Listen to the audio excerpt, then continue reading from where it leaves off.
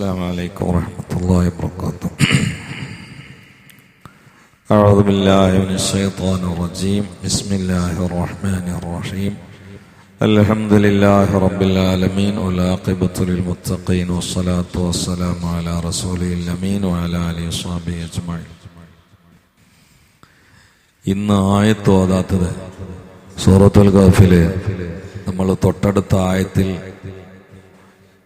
കുറച്ച് വിശദീകരിച്ചൊരു സംഗതി ഉണ്ടായിരുന്നു. മൻ യഹ്ദില്ലാഹു ഫഹുവൽ മുഹ്തദ് വമൻ യുദ്ലിൽ ഫലൻ തജിദ് ലഹു വലിയ്യൻ മുർഷിദ. ഹിദായത്താണ് മർമ്മപ്രധാനപ്പെട്ട നിഅമത്ത് എന്നും അത് അള്ളാഹു ഏകിയ ആളുകൾക്ക് മാത്രമേ കിട്ടൂ എന്നും അന്ന് ഇന്നലെ നമ്മൾ വിശദീകരിച്ചിരുന്നു. ഇന്ന് ഞാൻ അങ്ങോട്ട് ഇറങ്ങണതിന് മുമ്പ് നമ്മളെല്ലാവരും ചിന്തിക്കേണ്ട പ്രധാനപ്പെട്ട ഒരു കാര്യം എൻ്റെ ഹൃദയത്തിൽ എൻ്റെ ഒരു ആത്മസുഹൃത്ത് പറഞ്ഞപ്പോൾ പതിഞ്ഞു. അതൊന്ന് വിശദീകരിക്കാമെന്ന് കരുതിയതാണ്. ആന്ധ്രയിലുള്ള ഒരു ഡോക്ടർ അദ്ദേഹത്തിൻ്റെ മക്കൾ ഹിദായത്തിലാവാനും ഹിദായത്ത് തെറ്റാതിരിക്കാനും പ്രത്യേകം ദ്വാരക്കാനും വേണ്ടി ഈ ക്ലാസ്സിൽ വെച്ചുകൊണ്ട് പറഞ്ഞിട്ടുണ്ട്.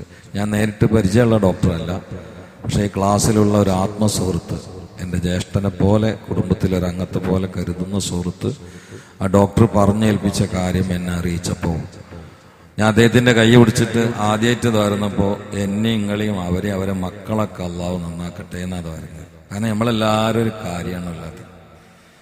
ഹിദായത്തിന്റെ കാര്യം ആരും എന്ന് ഞാൻ പറയില്ല, ഭൂരിഭാഗവും ഗൗരവത്തിലെടുക്കണില്ല. നമ്മളിപ്പോൾ വഅദിനൊക്കെ പോകുമ്പോൾ ഒരുപാട് സ്ഥലത്ത് നിന്ന് സംഭാവന കിട്ടാറുണ്ട്.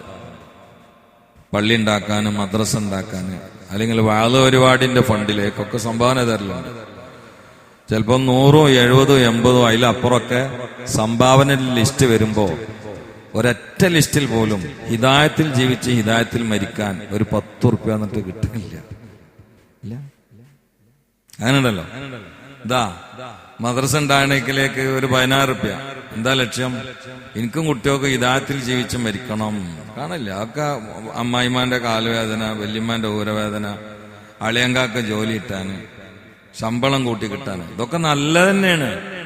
പക്ഷെ ഹിദായത്ത് ചർച്ചയിൽ വരുന്നില്ല. അപ്പോഴാണ് ഇന്ന് നമ്മൾക്കൊരു ഒരു കാര്യം വരുമ്പോൾ അത് ഒന്ന് ഉണർത്തണം തോന്നിയാൽ ഉണർത്തൂല്ല. അത് സാന്ദർഭികമായിട്ട് ഇൽമല്ലേ. അള്ളാഹു താല ആ ഗുണകാംക്ഷിയായ ഡോക്ടർക്കും അദ്ദേഹത്തിന്റെ മക്കൾക്കും ഈ പറയുന്ന എനിക്കും കേൾക്കുന്ന നിങ്ങൾക്കൊക്കെ ഹിദായത്തിന്റെ രാജപാത ആ പ്രകാശധാരയിൽ അടരാതെ പതറാതെ ചിതറാതെ ഉറച്ചെന്ന് കെലിമ ഉറക്കെ ചൊല്ലി ചിരിച്ചു മരിക്കണ ഒരു കൂട്ടത്തിൽ അള്ളാഹു നമ്മൾ ഉൾപ്പെടുത്തട്ടെ. രണ്ടാമത് അതിൽ നിന്ന് പഠിക്കാനുള്ള പ്രധാനപ്പെട്ട ഒരു പാഠം, ഒരു വാപ്പാന്റെ ബോധം ഇതായിരിക്കണം. സംഗതി ഒരു ഡോക്ടറാണല്ലോ. അയാൾ എന്താ പറയണ്ടേ? എന്റെ മക്കളൊക്കെ ഡോക്ടറാവാൻ ദ്വാരക്കണം, എന്റെ മക്കൾക്കൊക്കെ നല്ല വിദ്യാഭ്യാസം ഉണ്ടാകാൻ ദ്വാരക്കണം. ഇതല്ലേ ഒരു ഡോക്ടർ പറയേണ്ടത്. പക്ഷെ ഡോക്ടർ പറഞ്ഞത് മക്കളെ ഹിദായത്ത് തെറ്റാതിരിക്കാൻ ദ്വാരക്കണം എന്നാണ്. അതാണ് ബാപ്പ. റബ്ബനാ ഹബ്ലനാ മിൻ അസ്വാജിനാ വദുരിയാതിനാ ഖുർറത അയ്യുനി വജഅൽനാ ലിൽ മുത്തഖീന ഇമാമ. ഇന്ന് ഇതില്ല. എന്റെ അടുത്തൊരു വാപ്പൊരു മോനേറ്റവും എന്നോട് പറഞ്ഞു, നിങ്ങൾ പറഞ്ഞാൽ നന്നാവും എന്റെ മനസ്സ് പറയുന്നുണ്ട്, അതുകൊണ്ട് പറയണമെന്ന് പറഞ്ഞു. ഞാൻ ചോദിച്ചു എന്താ പറയേണ്ടതെന്ന് വെച്ചാൽ, എവിടെ കൊണ്ടായാലും ജോലിക്ക് നിൽക്കണില്ല എന്ന് പറഞ്ഞു. ഈ സംഗതി പറയണ്ടേ, എന്നെ കുട്ടികളെ ജോലി എടുക്കണമല്ലോ. അതാണ് ഇവന്റെ ഒരു പ്രശ്നം. 1-2 സ്ഥലത്തുകൊണ്ടായപ്പോൾ ഊക്കം സിഹറാണെന്ന് പറഞ്ഞു. ഞാൻ പറഞ്ഞു സിഹറും മാട്ടും പരിപാടിയൊന്നും എൻ്റെ അടുത്തില്ല, അത് നിങ്ങൾ അതിന്റെ ആൾക്കാരെ അടുത്ത് കൊണ്ടുപോയിക്കോളി, നമ്മളെടുത്ത് ദുആ മാത്രം, അത് മാത്രമേ ഉള്ളൂ. അപ്പൊ ഞാൻ ഈ കുട്ടിനോട് ചോദിച്ചു, ജി സുബഹി നിസ്കരിച്ചിക്കണോ ചോദിച്ചു. പറഞ്ഞു സുബഹി നിസ്കരിച്ചില്ല. ളുഹറോ നിസ്കരിച്ചു. അപ്പൊ വാപ്പ പറയാ ഒന്ന് നിസ്കരിക്കലില്ല. അപ്പൊ ആർക്കാ സോക്കട്? മോൻ നിസ്കരിക്കാത്ത ഇയാൾക്ക് വിഷയമല്ല, ജോലിക്ക് നിർത്തിയിട്ട് നിൽക്കാത്താണ് ഇയാളെ വിഷയം. അതാണ് ഇപ്പൊ സിഹർ. ഇതോ ഈ ബാപ്പ എന്ന് പറഞ്ഞാൽ ആ ഏരിയയിലെ ഏറ്റവും നല്ല മുത്തക്കയാണ്. ബാങ്കാണ്ട് കൊടുത്ത പള്ളിയിൽ 1-ാം സഫിൽ എത്തുന്ന ആളാണ്. അയാളെ ബോധമാണ് ഇപ്പൊ അത് മകനെ കുറിച്ച്. അപ്പൊ ഹിദായത്തൊരു വിഷയമേ അല്ല. മറ്റു കുറെ അപ്പോഴാണ് ഇങ്ങനത്തെ ഡോക്ടർമാരൊക്കെ മുന്നിൽ വരുന്നത്, മൂല്യന്മാരെ പോലെ ഉണർത്തുന്നത്. നമ്മളെ മക്കളെ കുറിച്ച്, എന്റെ മക്കളെ കുറിച്ച് എനിക്ക് ഏറ്റവും ഗൗരവം ഹിദായത്തായിരിക്കണം, ഏറ്റവും ഗൗരവം അതായിരിക്കണം. നമുക്ക് ചെയ്യാളൊക്കെ ഞാൻ ചെയ്യുന്നുണ്ട്. എന്റെ 2 മക്കളെ ഓതി പഠിപ്പിക്കുന്നുണ്ട്, ഒരു മോളെ ഇഫ്ദലും കൊണ്ടാക്കിയിട്ടുണ്ട്. ഇതൊക്കെ നമുക്ക് ചെയ്യാൻ കഴിയുന്നു. നമുക്ക് ചെയ്യാൻ പറ്റണേ ചെയ്യണ്ടേ. അല്ലെങ്കിൽ കുട്ടികൾ എഞ്ചിനീയർമാരാട്ടെ, പോലീസുകാരാട്ടെ, ഡോക്ടേഴ്സാട്ടെ, പക്ഷെ അവർക്ക് ബോധം കൊടുക്കണം. അതാണ് ഈ ഡോക്ടർ. ഈ ഡോക്ടർ ഒന്നും ഇനിയിപ്പോ മൂല്യരല്ലെങ്കിലും എന്താ കുഴപ്പമുള്ളത്? ബിരുദല്ല എന്നല്ലേ ഉള്ളൂ, ബോധല്ലേ. ഡോക്ടറുടെ ഫീൽഡിൽ ഇരുന്നിട്ട് മക്കളെ ഹിദായത്തിന് ഒരു വാപ്പ ദ്വാരക്കാൻ പറഞ്ഞു എന്ന് പറഞ്ഞാൽ അതാണ് ഉത്തരവാദിത്തമുള്ള വാപ്പ. ആ വാപ്പാനെ കുറിച്ചാ ഖുർആൻ പറയണേ, റബ്ബനാ ഹബലനാ മിൻ അസ്വാജിനാ വദുരിയാതിനാ ഖുർറത അയ്യുനിൻ വജ്അൽനാ ലിൽ മുത്തഖീന ഇമാമാ. എല്ലാരെ ദുആയിലും മക്കളുടെ വിഷയത്തിൽ ഹിദായത്ത് നിറഞ്ഞു നിൽക്കണം. ഇന്നത്തെ കാലം, ഞാൻ മിഞ്ഞാന്ന് വാദം വരുമ്പോ ഒരു ചെറുപ്പക്കാരൻ എനിക്ക് വിളിച്ചിരുന്നു. അപ്പൊ എന്റെ ഡ്രൈവറൊക്കെ കേൾക്കുന്നുണ്ട്, വോയിസ് ഞാൻ കേൾപ്പിക്കുന്നുണ്ട്. ആ കുട്ടി പറഞ്ഞത്, ഞാൻ 10-12 കൊല്ലത്തോളം ഹിദായത്ത് നഷ്ടപ്പെട്ട യുക്തിവാദിയായിരുന്നു. നിങ്ങളൊരു പ്രസംഗം കേട്ടിട്ടാണ് ഞാൻ തിരിച്ചു വന്നത്. ആ സന്തോഷം കൊണ്ട് വിളിക്കണേ ഞാൻ. എന്നിട്ട് വോയിസ് നിൽക്കല്ല, പറയുന്ന ഇനി ഇതൊന്ന് തെറ്റാതിരിക്കാൻ നിങ്ങൾ ദ്വാരക്കണമെന്ന് പറഞ്ഞു. ഇതൊന്ന് തെറ്റാതിരിക്കാൻ അല്ലാഹു തആല കുട്ടിക്കും നമുക്കൊക്കെ ഹിദായത്ത് ഉറപ്പിച്ചേറ്റെ. ദുആ വളരെയല്ല. ഇപ്പൊ ഇന്നലെ എന്നോടൊരു 3-4 തവണ ഇവിടെ ക്ലാസ് പങ്കെടുക്കുന്ന ആൾ തന്നെ അദ്ദേഹത്തിന്റെ കുട്ടിയെ കുറിച്ച് പറയലുണ്ട്. കിഡ്നിയിൽ എന്തോ കാര്യമായ പ്രശ്നമുണ്ട്, മേജർ സർജറി വേണമെന്നാണ് പറഞ്ഞ് ഉസ്താദ് ദ്വാരക്കണമെന്ന്. എന്തോ അറിയില്ല, 3 വട്ടം ഞാൻ മറന്നു, കൃത്യമായിട്ട് പറഞ്ഞില്ല. ഇന്നലെ എന്നോട് പറഞ്ഞു, ഉസ്താദേ ഇന്നാണ് ഓപ്പറേഷത്തിന്റെ ദിവസം, ഇന്ന് അത്ഭുതകരമായിട്ട് രക്ഷപ്പെട്ടു, അല്ലെങ്കിൽ ആ പൈതലിനിപ്പൊ ഒന്ന് കത്തിവെക്കും, ഇന്ന് നിങ്ങൾ ദ്വാരക്കണം എന്ന് പറഞ്ഞു. ഞാൻ പറഞ്ഞു ക്ഷമിക്കണം, ഇന്ന് ഞാൻ ദ്വാരക്കും, അതെന്തെങ്കിലും ഹൈറുണ്ടാവും. മുമ്പ് ഞാൻ മറന്നതിൽ ഹൈറുണ്ടാവും. ഇന്നലെ ഞാൻ ദ്വാരുന്നില്ലേ, പോയി പരിശോധിച്ചപ്പോൾ ഡോക്ടറിന് ഇപ്പൊ അങ്ങനത്തെ ഒരു പ്രശ്നമില്ല, ഓപ്പറേഷൻ ഉണ്ടായിട്ടില്ല. അപ്പൊ ഈ സദസ്സിലുള്ള ദുആക്ക് വലിയ ഉത്തരാണ്. അതാണ്. അപ്പൊ നമ്മള് സദസ്സിലാണെങ്കിലും ഒറ്റക്കാണെങ്കിലും നിങ്ങളൊക്കെ ആമീന, അതപ്പൊ ഇതിവിടെ പറയണേ, അല്ല വ്യക്തിപരമായ കാര്യം ഇവിടെ പറയില്ല. എന്റെ റൂമിൽ കൊടുത്തിട്ട് ആരെങ്കിലും മന്ത്രിച്ച് അതൊന്നും ഞാൻ പറയില്ല. നിങ്ങൾ ഇതിൽ പാർണന്മാരാണ്, അതുകൊണ്ട് ഞങ്ങളോട് പറയണം. അപ്പൊ സദസ്സിലാണെങ്കിലും എവിടെയാണെങ്കിലും ദുആക്ക് നല്ല ഉത്തരം ഉണ്ടാവും. ആ സമയത്ത് മുൻഗണന ഹിദായത്തിനാണ്ട് കൊടുക്കുക, ബാക്കിയൊക്കെ അതിന്റെ പിറകിൽ വന്നോട്ടെ. അല്ലാഹു സുബ്ഹാനഹു വ തആല, ഞാൻ പിന്നെയും ആവർത്തിച്ച് പറയണം, മാതാപിതാക്കളുടെ ദുആയിൽ മക്കളുടെ ഹിദായത്തിന്റെ കാര്യം നിറഞ്ഞു നിന്നിട്ടില്ലെങ്കിൽ ഇന്ന് കയറൂരി പോകും എന്ന കാര്യത്തിൽ ഒരു സംശയമില്ല. മാതാപിതാക്കളുടെ ദുആ പലപ്പോഴും തട്ടും. അയ്യൂബ് മൗലവി എന്നിട്ടൊരു ആളുണ്ടായിരുന്നു. എനിക്ക് യുക്തിവാദികൾക്ക് മറുപടി പറയുന്ന സമയത്ത് ഞാനൊന്ന് കിതാബ് നോക്കി പോവലെ അയാൾക്ക് മറുപടി പറയുമ്പോഴാണ് അയ്യൂബ് മൗലവി. കാരണം അയാള് പള്ളി ദർസിൽ ഓതി പഠിച്ച ആളാണ്, മാത്രല്ല ഗ്രാമർ നെഹവ് നന്നായിട്ട് അറിയുന്ന ആളാ അയ്യൂബ് മൗലവി. പക്ഷെ യുക്തിവാദിയാണ്. പള്ളി ദർസിലൊക്കെ ഓതി പഠിച്ച് മദ്രസയിലൊക്കെ പഠിപ്പിച്ച് മുഅല്ലിമായി നല്ല പണ്ഡിതനാണ്. ഇടക്കാലത്തായ യുക്തിവാദിയായി പോയി. അപ്പൊ ഞാൻ എന്റെ പ്രസംഗത്തിൽ അയാൾക്ക് മറുപടി പറയുകയാണെങ്കിൽ കിതാബ് നോക്കിയിട്ടാണ് പോവുക. കാരണം ഗ്രാമറിൽ എവിടെയെങ്കിലും മിസ്റ്റേക്ക് വന്നാൽ അയാൾ പിടിക്കും. ഗ്രാമർ അറിയുന്ന ആളാണ്. ആ മനുഷ്യൻ 2-3 കൊല്ലവും എന്റെ പ്രസംഗം കേട്ടിട്ടൊന്നല്ല കേട്ടോ, അതല്ല, അയാൾ സ്വന്തം ചിന്തിച്ച് മനസ്സിലാക്കി കൊറോണ കാലത്ത് ശാന്തമായിരുന്നാണ്ട് ചിന്തിച്ചപ്പോ ഇസ്ലാമിക്ക് തിരിച്ചു വന്നു. ഇനി ഇസ്ലാമിന്റെ വലിയ പ്രബോധകനും പ്രഭാഷകനുമായിട്ട് നടക്കണം, അല്ലാഹു ആയുസ് കൂട്ടി കൊടുക്കട്ടെ.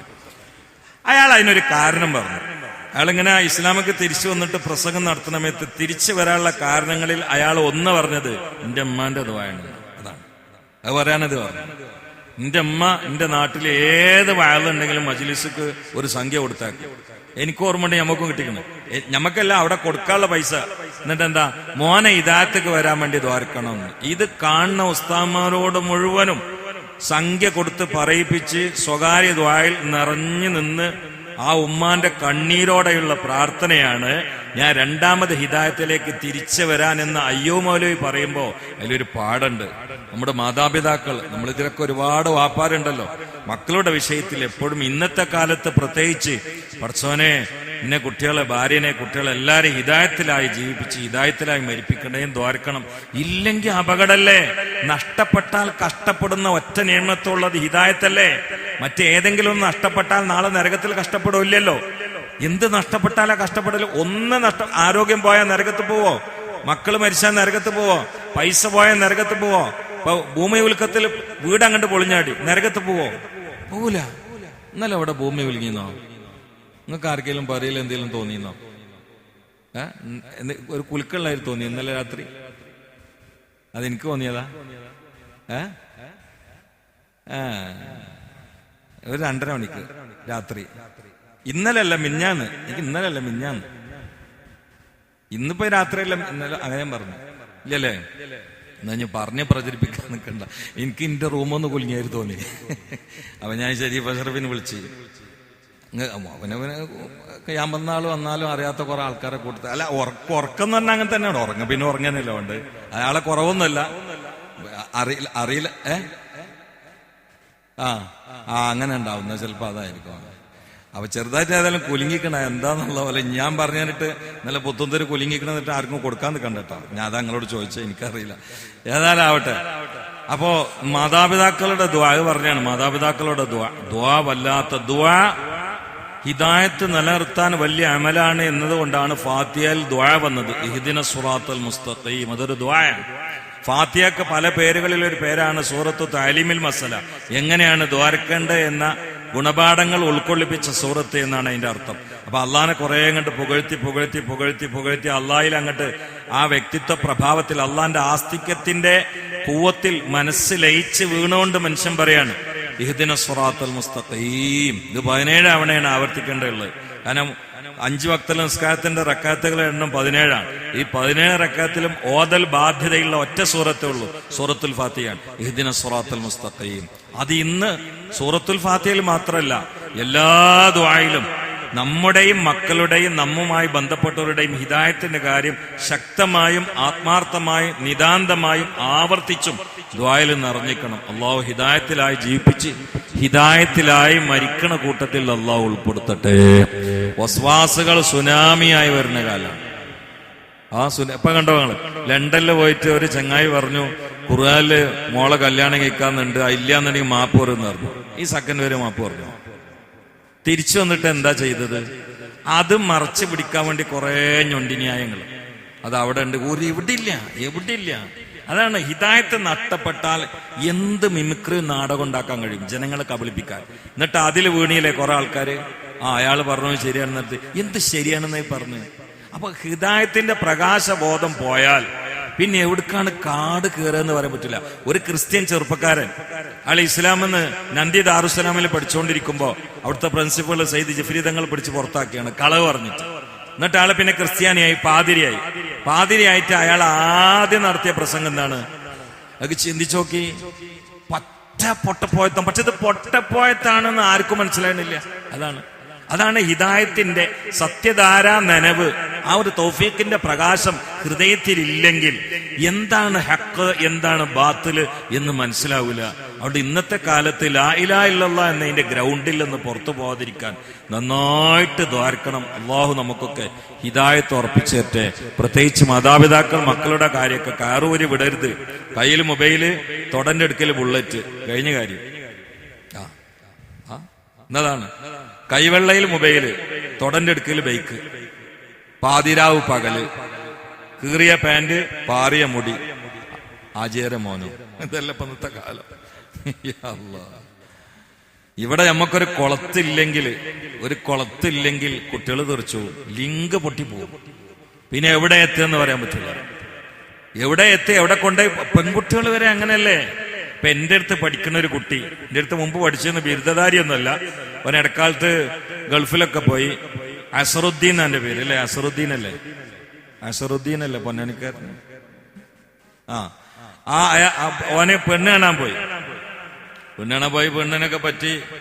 പിന്നെ കഴിഞ്ഞ പെണ്ണ് എന്റെ അടുത്ത് കയറുന്നു, മുഖമൊക്കെ ആകെ മ്ലാനായിക്കണം. എന്താ വെച്ചാൽ അപ്പൊ തീരുമാനിച്ച പെണ്ണിനോട് ഇപ്പൊ ഇങ്ങനെ ചോദിച്ചാൽ എനിക്ക് ഏത് പർദ്ദ വേണ്ടിയിരുന്നു. അപ്പൊ പെണ്ണ് പറയാണല്ലോ ഇത് പർദ്ദി മൊക്കനെന്ന് വേണം, എനിക്ക് അല്ലുണ്ടെന്ന് തന്നെ വിശ്വാസമില്ല.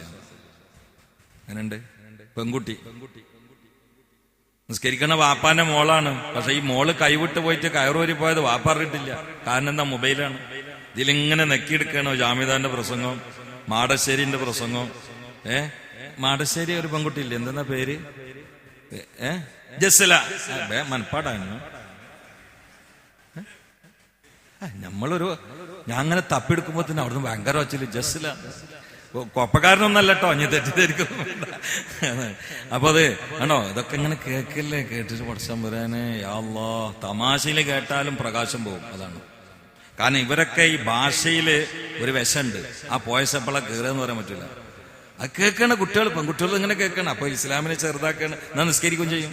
ഇസ്ലാം ചെറുതാക്കുക. ആ നിയമം ശരിയല്ല, ഈ നിയമം ശരിയല്ല, ആ ഹദീസ് ശരിയല്ല, ഈ ഹദീസ് ശരിയല്ല, ഖുർആന് എന്തൊക്കെ. എനിക്കെന്തെല്ലാം അനുഭവം ഉണ്ട്. ഒരിക്കലേ ഒരു സ്ഥലത്ത് നബിദിന പരിപാടി പോയിട്ടോ. അപ്പൊ അവിടെ ഒരുപാട് ആൾക്കാരെ ആദരിക്കുന്നുണ്ട്. കൂട്ടത്തിൽ ഡോക്ടറുണ്ട്. ഞാനാണ് ആദരിക്കുന്നത്.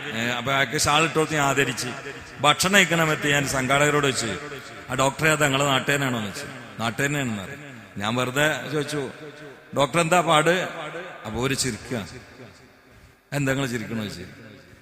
മൂപ്പ നമ്മൾ ആദരിച്ചെന്ന് മാത്രം. ഖുർആനിലെ ചില ആയത്തൊന്നും ശരിയല്ല എന്ന് മിഞ്ഞാന്ന് പറഞ്ഞിരിക്കണ. അയാളാണ് ഇപ്പൊ നബിദിന പരിപാടിയിൽ ആദരിക്കുന്നത്. ഖുർആനിലെ ചില ആയത്തൊന്നും ശരിയല്ല എന്ന് ഇയാളും തൊപ്പിട്ടിട്ടിരിക്കണ്ട്. ഇതാണ് കാലം. എന്റെ ഇവിടുന്ന് ഒരു ഇറക്കലാണ്ടരിച്ച് ഈ ഹംക്കിനാലോ ഞാൻ ഇട്ട് കൊടുത്തെന്നുള്ളതൊക്കെ നോക്കാൻ നിങ്ങൾ. അപ്പൊ ഇത് എപ്പോഴാണ് ഹിദായത്ത് ആർക്കാ പോകുന്നത്? ഇവിടെ അടുത്ത് കുറെ ദൂരമൊന്നുമല്ല, ഇവിടെ അടുത്തൊരു സ്ഥലം, ദൂരമൊന്നുമല്ല. ഇങ്ങനത്തെ കാലമായതുകൊണ്ടാണ് ഇത് ഇന്നൊന്ന് ഉണർത്തണം എന്ന് പറഞ്ഞ്. ഉണർത്താൻ എനിക്ക് ഓർമ്മ വന്നത് ആന്ധ്രയിലുള്ള പ്രിയങ്കനായ ഒരു ഡോക്ടറുടെ അദ്ദേഹത്തിന്റെ ഉറ്റ സുഹൃത്തിന് നൽകിയ മെസ്സേജ് നിങ്ങളെയും കൂടി അറിയിക്കണം എനിക്ക് തോന്നിയതാണ്. അള്ളാഹു താല അദ്ദേഹത്തിനും അദ്ദേഹത്തിന്റെ മക്കൾക്കും നമുക്കും നമ്മുടെ മക്കൾക്കും നാമുമായി ബന്ധപ്പെട്ട എല്ലാവർക്കും ഹിദായത്ത് എന്ത് കേട്ടാലും വായിച്ചാലും പതറാതെ ഉറച്ച് അത് കടുകട്ടിയിൽ ദൃഢരൂഢമൂലമായി പതറാതെ ആ പാതയിൽ ഉറച്ചെന്ന് ഇത് ഉറക്ക ചൊല്ലി ഒന്ന് ചിരിച്ച് അള്ളാന്റെ അനന്ത വിഹായസിലേക്ക് പാറിപ്പറക്കുന്ന ഗുണകാംക്ഷികളിൽ അള്ളാഹു നമ്മളെല്ലാവരെയും ഉൾപ്പെടുത്തട്ടെ. സ്വല്ലല്ലാഹു അലാ മുഹമ്മദ് സ്വല്ലല്ലാഹു അലൈഹി വസല്ലം സ്വല്ലല്ലാഹു അലാ മുഹമ്മദ് സ്വല്ലല്ലാഹു അലൈഹി വസല്ലം. അല്ലാഹുമ്മ സ്വല്ലി അലാ മുഹമ്മദ് യാ റബ്ബി സ്വല്ലി അലൈഹി വസല്ലം. അൽഹംദുലില്ലാഹി റബ്ബിൽ ആലമീൻ حمدا يوافي نعمه ويكافئ مزيدا. اللهم صل على سيدنا محمد وعلى آل سيدنا مولانا محمد. പടച്ചോനെ പറഞ്ഞോ കേട്ടു നീ കബൂലാക്കണേ അല്ലാഹ്. അല്ലാഹു ഈ സാസിൽ കൂടിയ ഞങ്ങൾ ആരെയും നീ കൈവടിയല്ലേ അല്ലാഹ്. നിന്റെ ഹിദായത്തിന്റെ സത്യപാതയിൽ നിന്ന് ഒരു തെല്ല് പോലും പുറത്താക്കല്ലേ അല്ലാഹ്. ഞങ്ങളെ സയ്യാത്തൊക്കെ ഹസനത്താക്കി തബ്ദീൽ ചെയ്യണേ അല്ലാഹ്.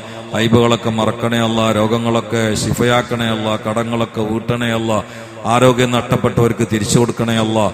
അല്ലാഹുവേ, മരുന്നുമായി നടക്കുന്ന, അത് ശമ്പളം പോലും മരുന്നിന് തികയാത്ത അവസ്ഥയിൽ ദുരിതം അനുഭവിക്കുന്ന ആളുകൾക്ക് നീ ആശ്വാസം നൽകണേ അല്ലാഹ്. ഇവിടെയുള്ള ഫക്കീറായ ഒരു മനുഷ്യന്റെ, ഈ ക്ലാസ്സിൽ വളരെ ബന്ധമുള്ള ആളാണ്, ഭാര്യ ഹോസ്പിറ്റലാന്ന് പറഞ്ഞു, നീ ശിഫയായി കൊടുക്കണേ അല്ലാഹ്.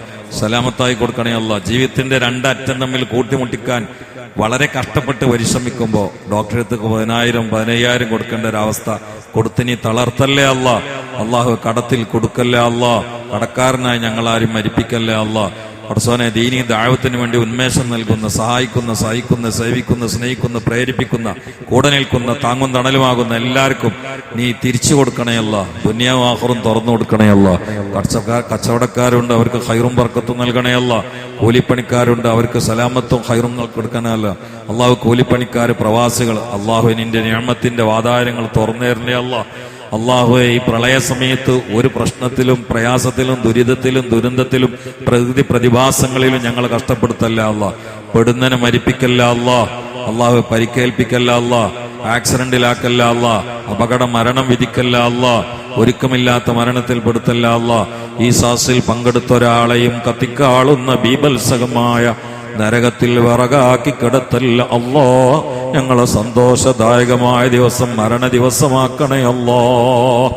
ആനന്ദ തുന്തിലമായ യാത്ര മയ്യിത്തായി പോകുന്ന യാത്രയാക്കണേ അല്ലാ. നാളത്തെ സുരക്ഷിത താവളം ഖബറാക്കണേ അല്ലാ. നാളത്തെ തറവാട് സ്വർഗമാക്കണേ അല്ലാ. അല്ലാഹുമ്മ അൻസുർ ഉമ്മത്ത സയ്യിദിനാ മുഹമ്മദ് വറഹം ഉമ്മത്ത സയ്യിദിനാ മുഹമ്മദ്. تجاوز عن أمة سيدنا محمد. اجعلنا من خيار أمته ومن محبيه يا رب العالمين. ربنا تقبل منا إنك أنت السميع العليم وتب علينا إنك أنت التواب الرحيم. واغفر لنا ولوالدينا ولمن دفنوا حوالينا ولمن نصرنا وأطعمنا ولجميع المؤمنين والمؤمنات برحمتك يا أرحم الراحمين. صلى الله تعالى وسلم على خلق سيدنا محمد وآله وصحبه أجمعين. سبحان ربك رب العزة عما يصفون وسلام على المرسلين الحمد لله رب العالمين. السلام عليكم ورحمة الله وبركاته.